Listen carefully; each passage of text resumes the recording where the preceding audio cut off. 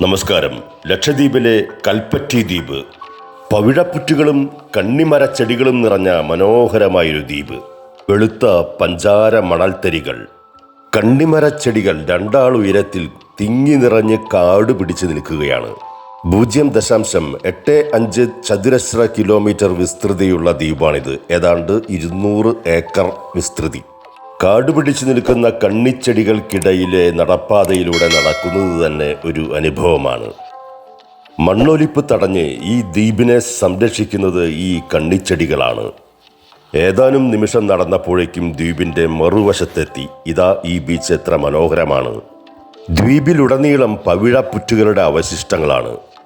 പാദരക്ഷയില്ലാതെ നടന്നാൽ മുറിവേൽക്കും. ഈ ദ്വീപിൻ്റെ ഉടമസ്ഥാവകാശം ഭാരത സർക്കാരിനാണെന്ന് വ്യക്തമാക്കുന്ന സ്തൂപമാണിത്. ഉടമസ്ഥാവകാശം ആരും ഉന്നയിക്കാതിരിക്കാൻ തെങ്ങ് അടക്കമുള്ള വൻമരങ്ങൾ പിഴുതിട്ടിരിക്കുന്നതും കാണാം. അഗത്തി ദ്വീപിനരികിലുള്ള ഈ ദ്വീപിലേക്ക് ബോട്ട് മാർഗം എത്താം. ഈ ബീച്ചിൽ കൂർത്ത മുനകളുള്ള പവിഴപ്പുറ്റുകളുടെ പഴയ അവശിഷ്ടങ്ങൾ നിറഞ്ഞു കിടക്കുകയാണ്. ആഴമില്ലാത്ത വളരെ തെളിഞ്ഞ കടലാണ് ഇവിടെയുള്ളത്. കടലിൻ്റെ അടിത്തട്ട് പാറ പോലെ ഉറച്ചതാണ്. അതിനാൽ ഇവിടെ കുളിക്കാൻ വളരെ സൗകര്യപ്രദമാണ്.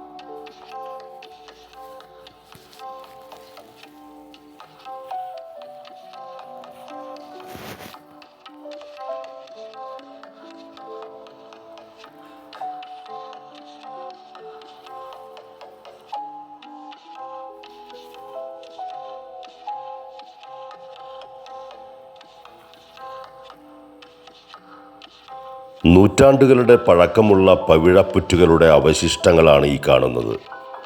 പാറ പോലെയായി മാറിയ ഈ പഴയ പവിഴപ്പുറ്റുകൾക്കിടയിൽ ഗർത്തങ്ങളുണ്ട്, ഗുഹകളുണ്ട്.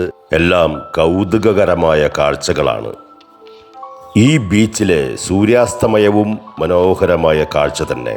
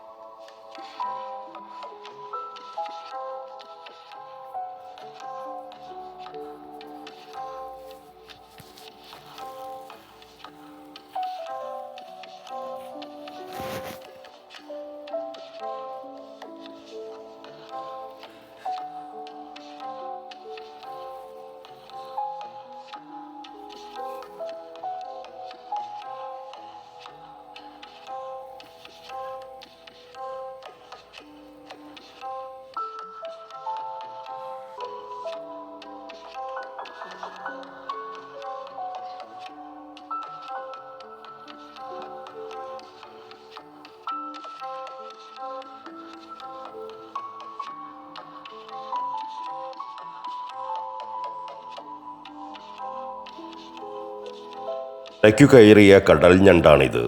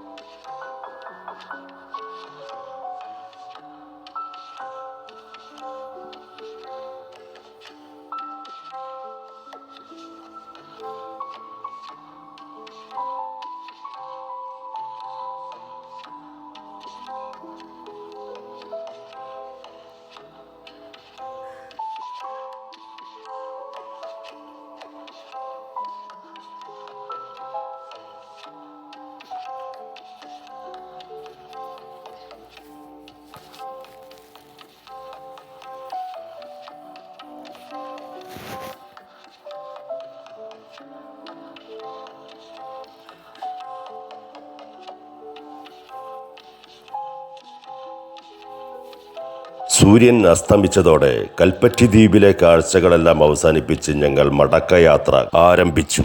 പാട്ടുപാടിയും അന്താക്ഷരി പാടിയുമെല്ലാം വളരെ ഉല്ലാസത്തോടെയായിരുന്നു മടക്കയാത്ര.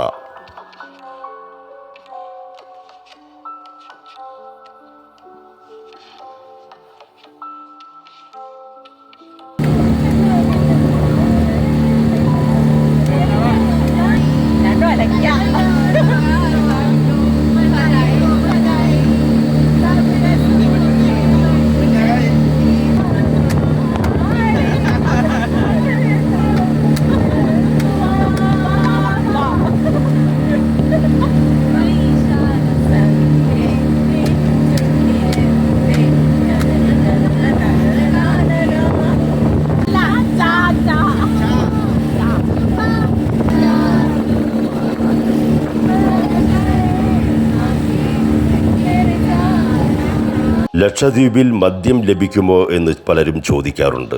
മദ്യനിരോധനമില്ല. ഇവിടെ കള്ള് ചെത്താറുണ്ട്, കള്ള് ലഭിക്കും. മദ്യഷോപ്പൊന്നുമില്ലാത്തതിനാൽ മദ്യം ലഭിക്കില്ല. എന്നാൽ ബഗേജിലാക്കി കൊണ്ടുവരാം. ഇവിടെ ചെത്തിയെടുക്കുന്ന കള്ള് വറ്റിച്ച് ശർക്കരയുണ്ടാക്കി ഉണ്ടാക്കുന്ന പലഹാരമാണ് ദ്വീപുണ്ട. ദ്വീപ് ഹലുവ.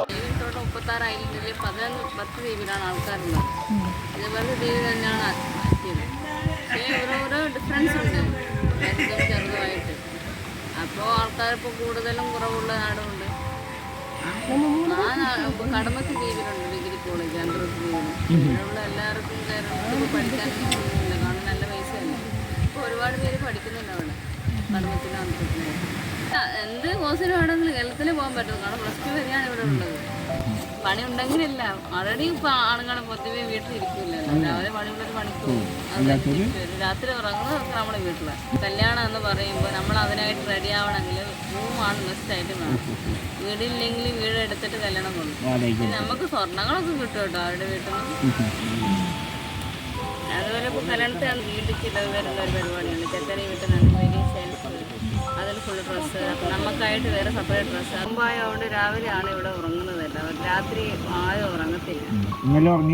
ഞാൻ ഉറങ്ങിയിട്ടുണ്ട്. നമ്മൾ എല്ലാവരും ഉറങ്ങുന്നില്ല, ഉറങ്ങാത്ത ഒരുപാട് പേരുണ്ട്. പക്ഷെ ഞാനൊക്കെ ഉറങ്ങുന്നത് അല്ലാതാണെങ്കിൽ എനിക്ക് രാവിലെ ഇങ്ങോട്ട് ഓരോ സ്ഥലത്ത് പോകാനുണ്ട്. അതുമാത്രമല്ല, വീട്ടിൽ ഞാൻ ഉറങ്ങാണ്ടിരിക്കും ഉപ്പ ചീത്ത പറയും. ഉപ്പ നേരത്തെ കിടന്നുറങ്ങുന്നത് വെറുതെ എന്തിനാ രാവിലെ. ഇതൊക്കെ ശരിക്കും നമ്മുടെ രീതിയിലുള്ളതല്ല. നമ്മളിവിടെ ഹാദിമാർക്കൊന്നും ഇഷ്ടമല്ല ഇവിടെ ഉള്ള കാര്യങ്ങളൊന്നും. രാവിലെ മൊത്തം ആൾക്കാർ അവിടെ ബീച്ചിൽ പോയി കളിക്കലും രാവിലെ മൊത്തം കിടന്നു. പിന്നെ നോമ്പെടുത്തിട്ട് എന്താ കാര്യം?